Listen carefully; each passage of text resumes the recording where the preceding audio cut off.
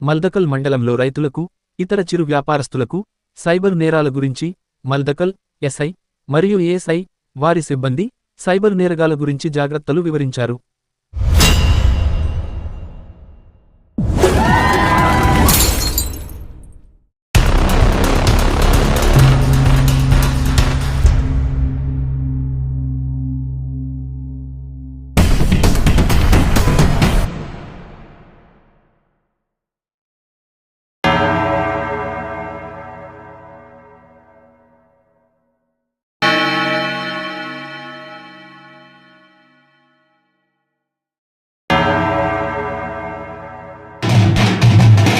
కనుకోలేవు నీకు ₹1,00,000 ఏదో పక్కన వచ్చి నీ అప్పట్లో పడ్డాయి.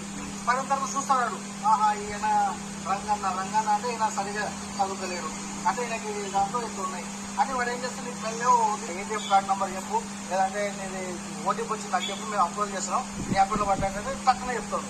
ఆ చెప్పగానే ఏం చేస్తున్నాడు, ₹1,00,000 పీకేస్తాడు. అప్పుడు ఏమైతే లాభోద్యోగం కొనుక్కున్నా కూడా ఏమీ నీకు ఉపయోగం ఉంటుంది. ఒకటి ఎప్పుడైనా సరే ఓటీపీలు అయితే మీరు ఎక్కడ షేర్ చేయకండి.